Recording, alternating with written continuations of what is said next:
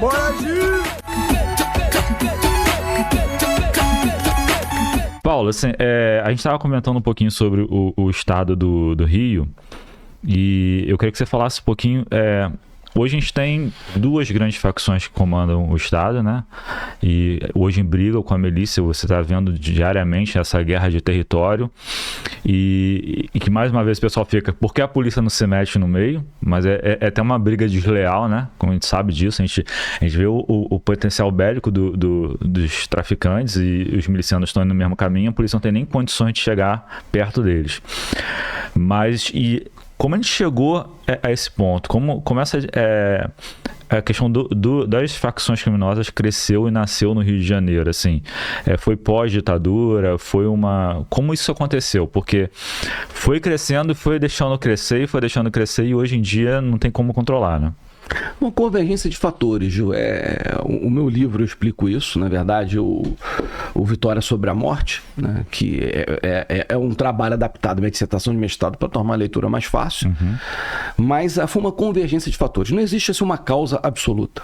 Há uma tendência natural, a culpa do Brizola, por exemplo. Não, ele tem... Aquele momento político que o Brasil vivia, teve uma parcela dessa culpa, mas foi uma convergência de fatores, né, que criou, né, o fortalecimento dessas facções. Por exemplo, primeiro, a própria criação das facções.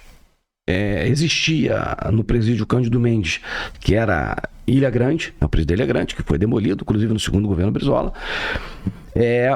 Uma falange, na verdade, um comando Jacaré, na verdade, ou falange Jacaré, que eram criminosos, oriundos da comunidade Jacaré, da favela do Jacaré, que eles coordenavam a ação dentro da cadeia, né, e de outras cadeias, impondo àquela população carcerária regras duras e violentas.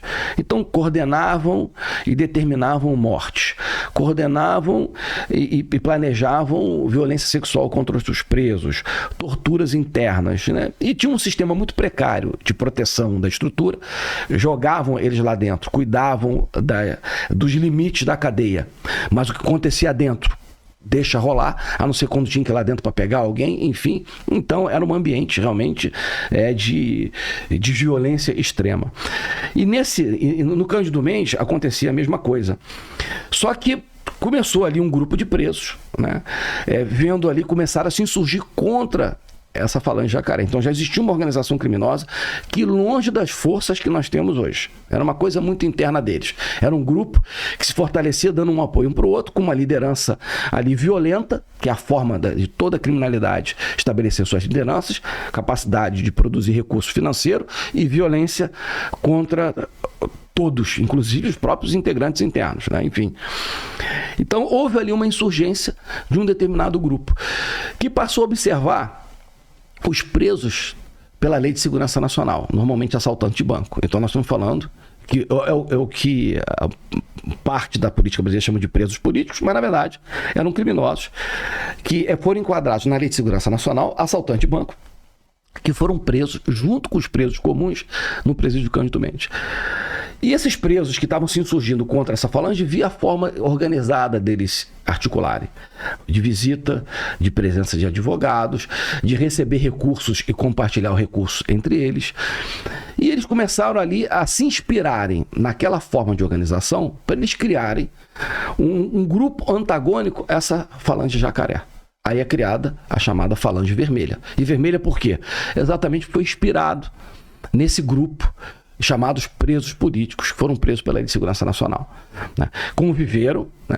É tanto que as pessoas não percebem isso, né? Vamos ver, paz, justiça e liberdade, que é o lema do Comando Vermelho. Justiça, paz e liberdade é do PCC.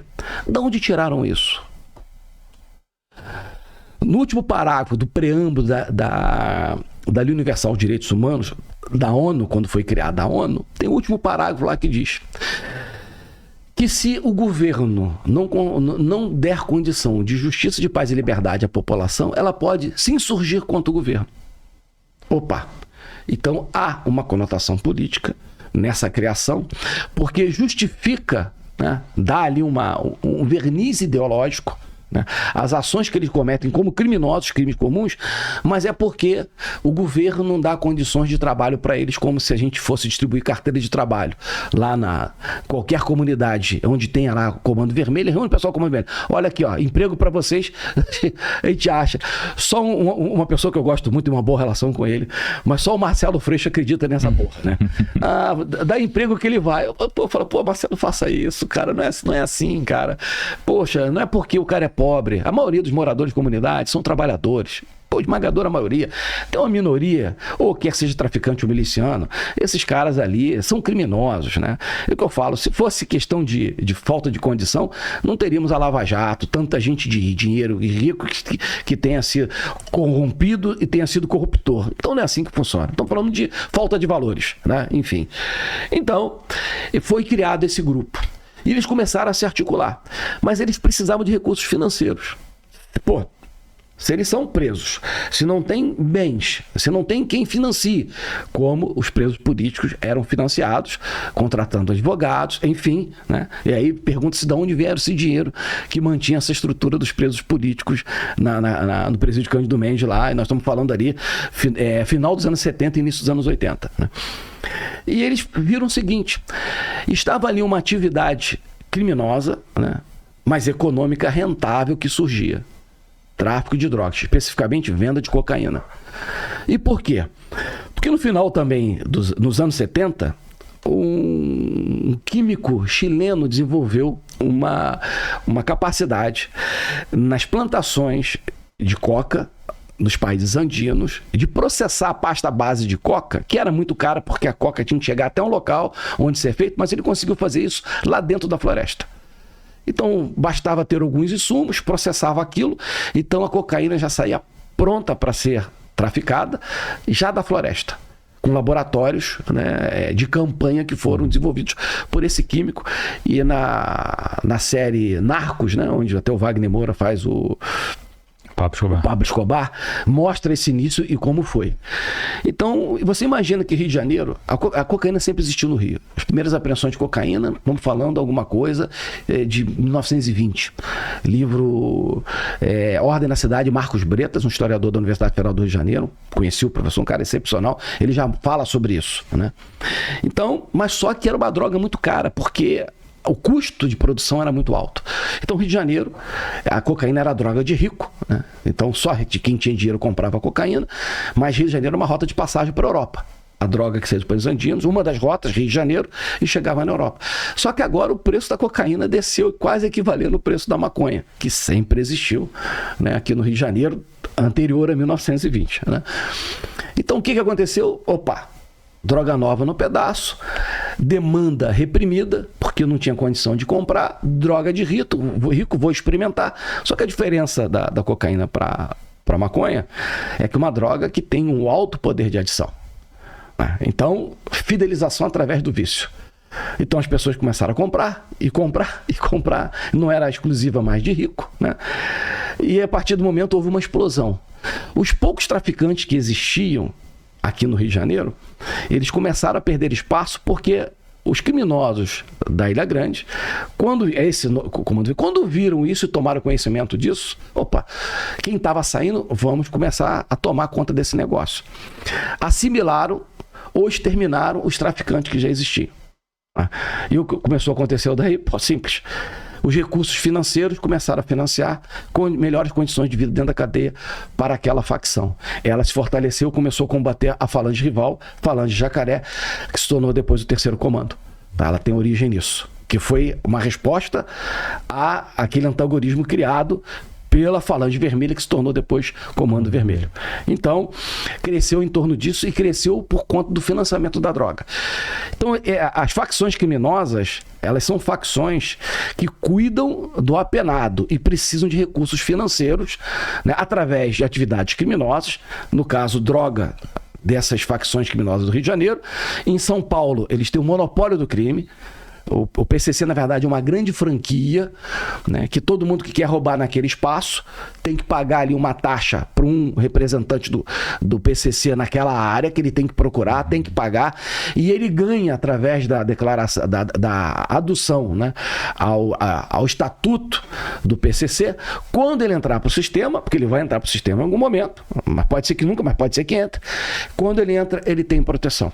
Então ele tem a garantia dentro do sistema de proteção, com advogado, com todos os benefícios, de não ser amolado dentro da cadeia, de fazer parte de um grupo que domina a cadeia, enfim. Então as estruturas criminosas, elas se deram exatamente por isso. O que a gente não está vendo, esse aspecto dentro da cadeia, ainda é por miliciano. Lembrando que milícia é uma atividade criminosa que não foi iniciada por agentes do Estado, mas foi aproveitada por agentes do Estado durante um período que hoje não mais estão esses agentes do Estado no controle dessas milícias, embora a mídia adora falar sobre isso. Porque tem informação privilegiada do Estado, porque a gente do Estado falou, olha só, eles foram presos ou foram mortos.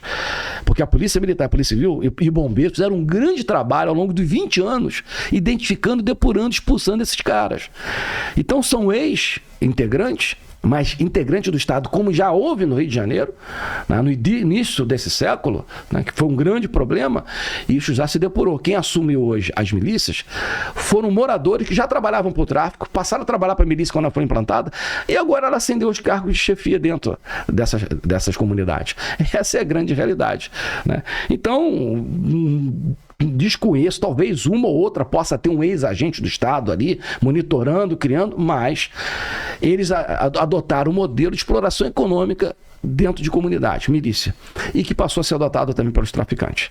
Daqui a pouco os milicianos vão estar traficando, isso é uma questão de tempo, porque a demanda vai levar a isso. É porque o que eles fazem ainda é muito rentável em termos financeiros.